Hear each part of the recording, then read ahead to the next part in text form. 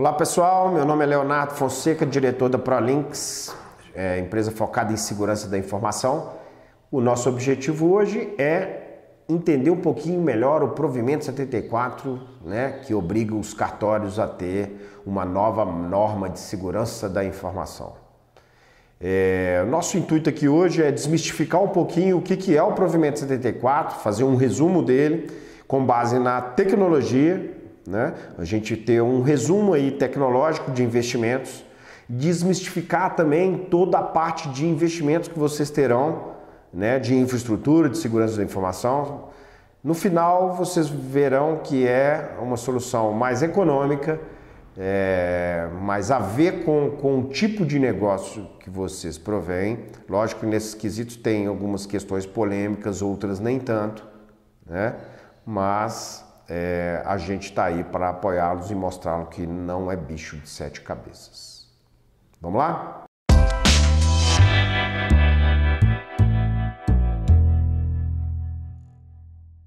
Bom, nós vamos entender o que é o provimento 74. No provimento 74 há um anexo que é o checklist para atender às normas, Então ele tem algumas melhores práticas dentro do anexo. A topologia de data center próprio, nós vamos analisar uma topologia que nós estamos sugerindo, Aí nós vamos, mais para frente, nós vamos entender o que é esse cenário e tal, e analisar os investimentos, ok?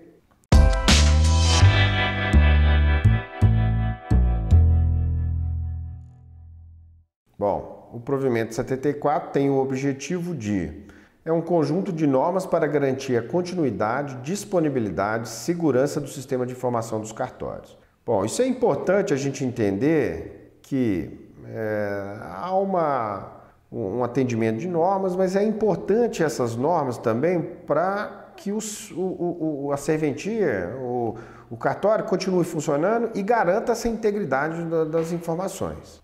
Então nós vamos entender um pouquinho mais. Tem alguns requisitos do provimento que realmente são questionáveis, outros eu vejo como essencial para qualquer TI, não só de cartório. Bom, a motivação é, a partir de algumas inspeções, viu que alguns cartórios estão bem aquém, estão bem precária a parte de TI. Então, foi criado uns padrões mínimos para garantir a segurança e com base nos avanços tecnológicos, para ter viabilidade de investimento também. Bom, a obrigatoriedade, eles dividiram em 3 classes os cartórios, sendo que a diferença é somente link e a quantidade de pessoas treinadas. Ou seja, o provimento 74, ele aborda todos os cartórios.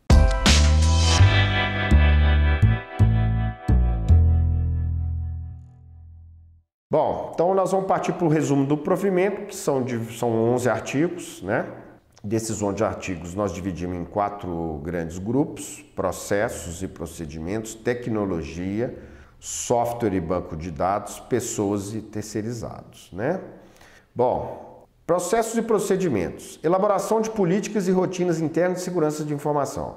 Essa parte a gente tem uma literatura vasta aí na internet, que você pode pesquisar e adequar a sua rotina diária de segurança da informação.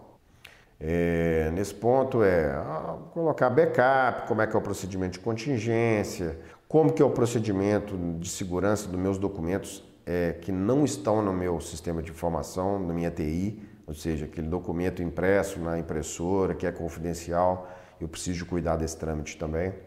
Além disso, ele prega que tem que ter uma elaboração de um plano de continuidade, ou seja, a partir de um incidente ou um desastre, como eu vou continuar a operar o cartório, O controle adequado de permissões de acesso ao sistema, ou seja, no seu sistema que gerencia o cartório, ele tem algumas divisões de perfis, de atendente, de gerência, de diretoria. Quem tem acesso ao que, isso você tem que ter mapeado. Garantir informações para eventual sucessão, ou seja, Se você tiver que fazer uma sucessão da serventia, você tem que garantir que essas informações vão ser repassadas de forma consistente e concisa, né? Bom, atualizar anualmente os padrões de segurança da informação ao COGETIZE, que é um comitê de TI criado para fazer essa avaliação. Então, anualmente você tem que renovar esses padrões de segurança, ok? Bom, partindo para a tecnologia, que é o nosso foco principal, tem que garantir a segurança e a integridade das informações, né? Integridade que a gente fala é os dados íntegros, sem interferência externa, né? Por exemplo, num fluxo de caixa, não aparecer nenhum dado ou sumir dados, né, desse fluxo de caixa, então você tem que garantir essa integridade. Isso também é importante olhar para a área de tecnologia de infraestrutura, mas também de sistemas, né? Nós vamos falar um pouquinho da parte de infraestrutura mais para frente, o que nós vamos fazer de integridade de dados. Backup de no mínimo 24 horas em local seguro, e ele determina que deve ser em nuvem, tá? Nós também vamos falar bastante disso. Backup local da base em 30 minutos, ou seja, de 30 em 30 minutos você tem que ter backup do seu banco de dados, incremental. Ou seja, eu tenho que ter uma rotina ali que esse banco de dados vai ter todo de 30 em 30 minutos um backup incremental dessa base de dados. Bom, e o licenciamento de software. Nós não estamos abordando licenciamento de software porque é um comércio, né? Mas nós também estamos à disposição para a parte de licenciamento de software. Bom, sobre software e banco de dados, me chama a atenção o desenvolvimento de trilhas de auditoria em banco de dados. Isso quer dizer o quê? Você tem que ter rastreabilidade de todos os dados que são gravados em banco de dados. Para isso também é bom você recorrer, acredito que todas as empresas de sistemas, né, que atendem cartório já estão atentas ao provimento 74. Uma delas é essa auditoria e rastreabilidade no banco de dados. Bom, pessoas ou terceirizados, garantir o treinamento, né, para que essas pessoas mantenham as políticas e mantenham o processo de backup das rotinas funcionais, ok?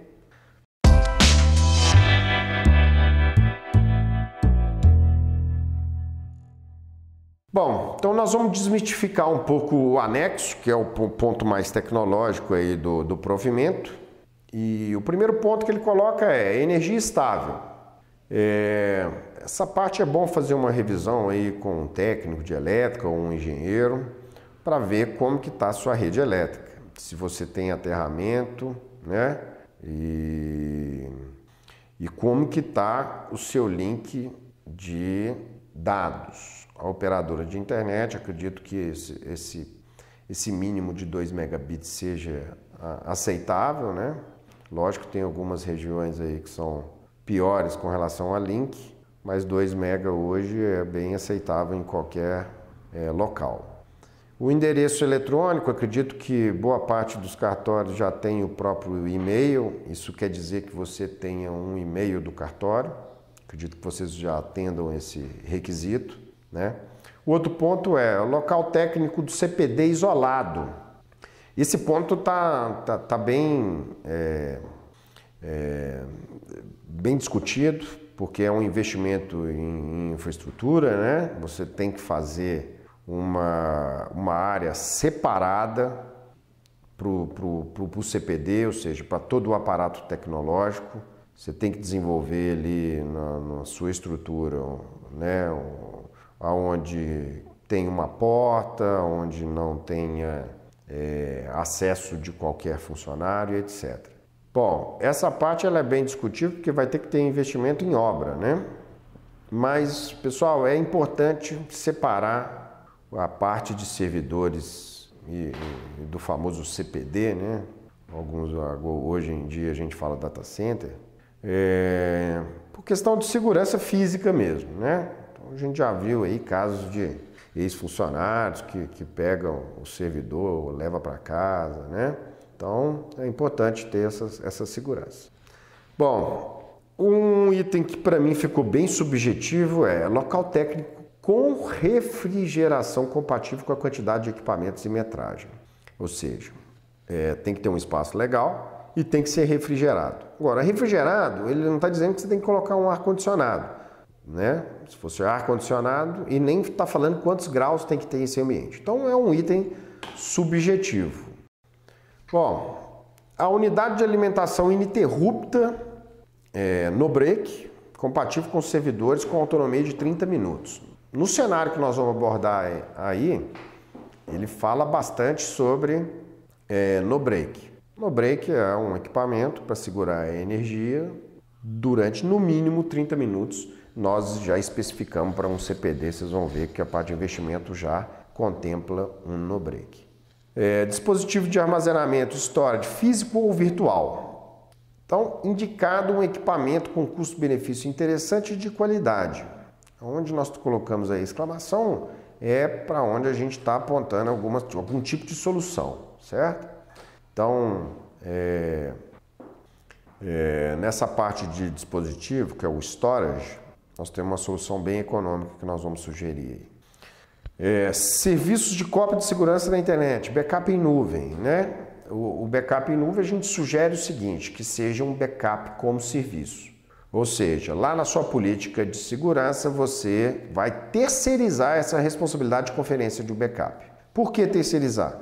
Porque essa rotina dentro do ambiente empresarial, ela se perde, né?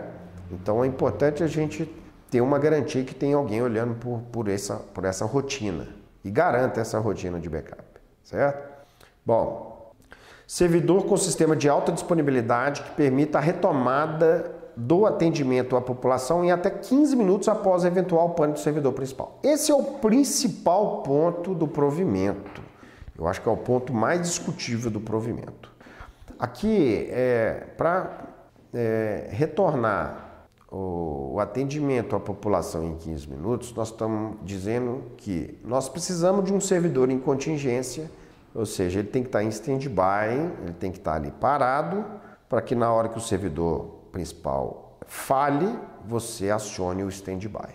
Nós temos uma solução, uma proposição mais econômica, mas isso também pode ser um fator de investimento pesado, né?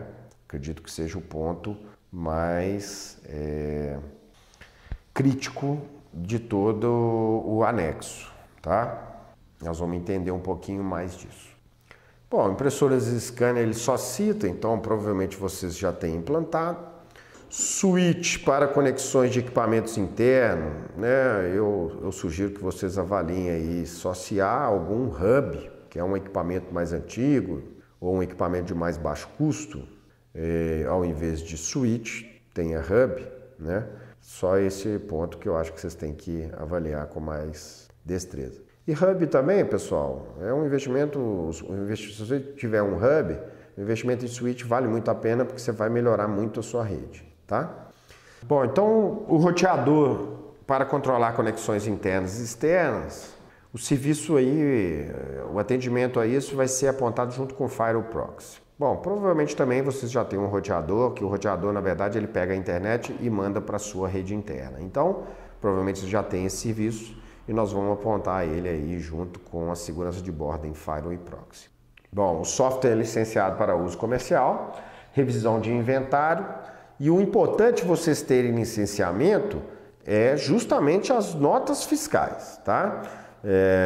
Para licenciamento de software, o que manda mesmo é nota fiscal. Se você tem selo, se você tem isso na nuvem, se você comprou fora esse software, não importa para a legislação brasileira. O que importa para a legislação brasileira é nota fiscal, ok? Então aconselho que vocês peguem as notas fiscais, separem uma pasta de TI, ou seja, notas fiscais de software para TI, para você ter isso no seu inventário.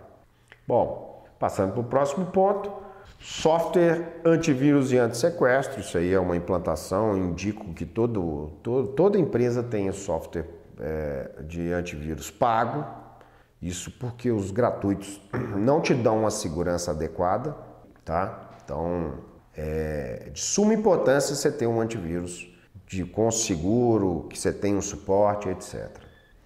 O Firewall e Proxy, ele é a segurança entre a sua rede interna no cartório e a internet. Então é importante que a gente tenha esse ponto também elucidado.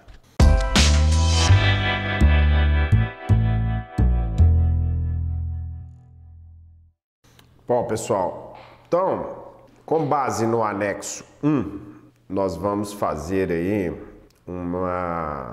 um exercício que nós vamos mostrar uma topologia com base num cenário fictício, ok? Mas esse cenário fictício é o que a gente tem encontrado aí com algumas empresas, alguns cartórios que vêm nos consultar sobre a dimensão desses cartórios, né? Um cartório aí médio, não é um cartório pequeno, mas é para vocês verem aí, tenha mais palpável a base de investimento que vocês têm que ter. Então, para as premissas desse cenário, nós estamos atendendo todas as tecnologias exigidas, tá? Para um cartório de classe 2 e 3, esse cenário, tá? Para o cartório de classe 1, pode ser uma estrutura um pouco menor do que nós vamos apresentar aqui. E, bom, é sempre bom lembrar que isso é um exercício. Se você quiser que a gente entenda melhor o seu cenário, estamos aqui à disposição para entender e propor o cenário mais adequado para você.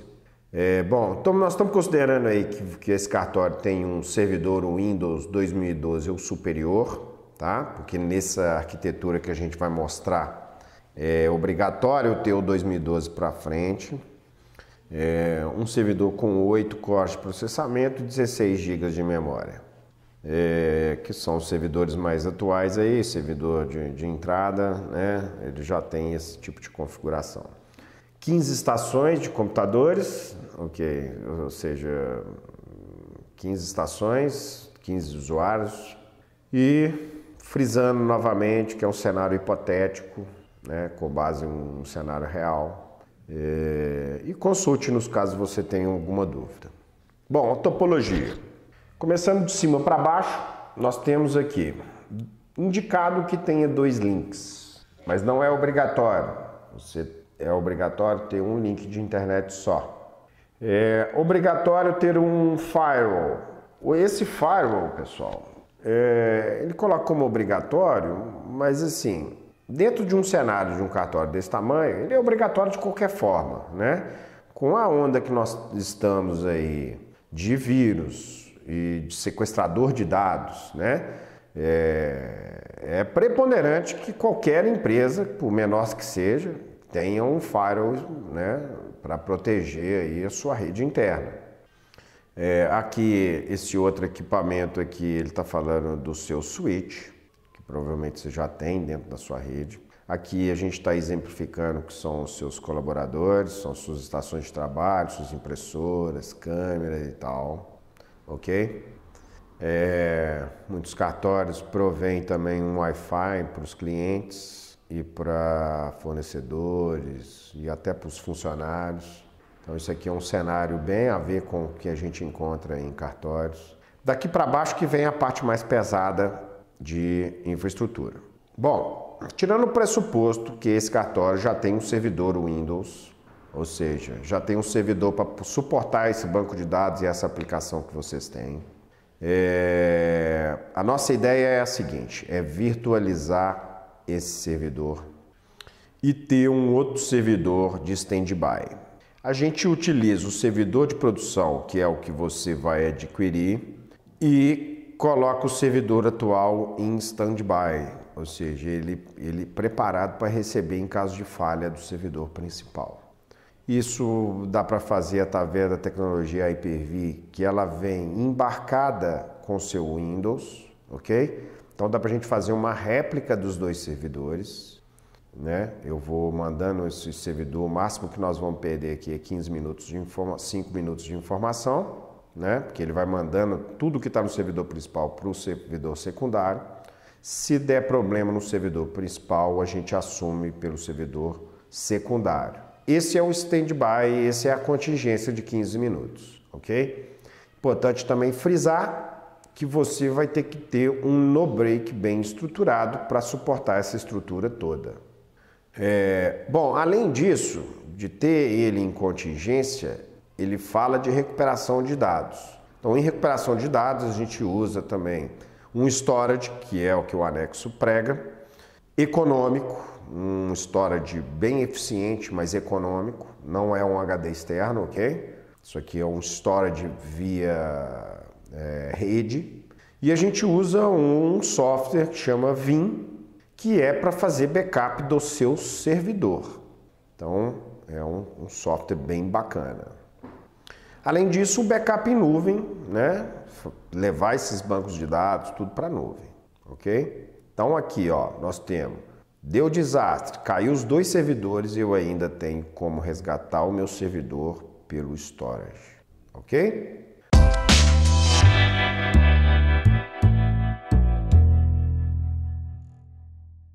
Bom, vamos a toda essa estrutura aqui desmistificada em investimentos. Aquisição, você vai ter que comprar um novo servidor. Estimamos aí um servidor econômico de R$10.000. Lembrando sempre o seguinte, a gente não está baseado nesses investimentos em nada top de linha.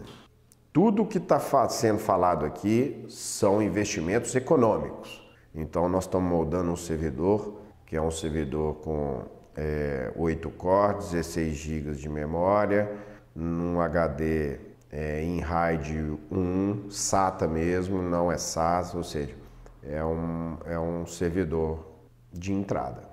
A solução Vim, que é para fazer o backup e a contingência interna do seu servidor. O NAS, que é o storage, que é aquele equipamento que vai gravar toda a sua estrutura de servidores aqui. Bom, o antivírus, a licença para 1 ano, né? Esse aqui é o único que tem licença para 1 ano. Firewall e proxy e o roteador, na verdade, você vai resolver. Aqui tem uma solução bem tranquila, bem barata, para a gente colocar um equipamento e atender essa norma de firewall, proxy e roteador. O no-break, nós estamos dimensionando para essa estrutura toda 3.000 VA, ok? Que dá uma média aí de R$ 2.600 esse no-break. Bom, e o serviço de implantação disso tudo aqui, nós estamos dando uma média aí de R$ 4.000 para a implantação dessa estrutura toda. Portanto, para atender essa norma de investimento em aquisição, investimento em ativos, em torno de R$ 26.000. Para o investimento mensal, você vai ter aí o backup em nuvem, né? Até 200 GB sai aí uma média de R$ 180.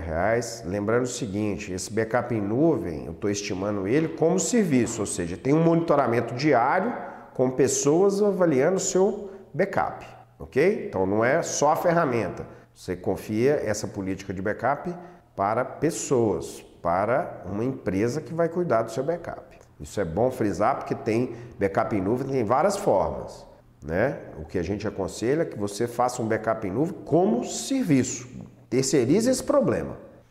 E até 500 GB ele fica em R$ 250 mensais, ok? Então eu espero ter ajudado vocês aí a desmistificar um pouco esses investimentos, né?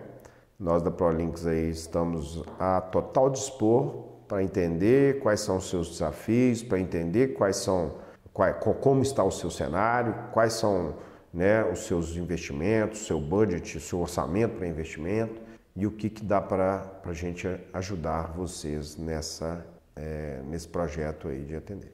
Por último, eu gostaria de frisar novamente que o provimento 74,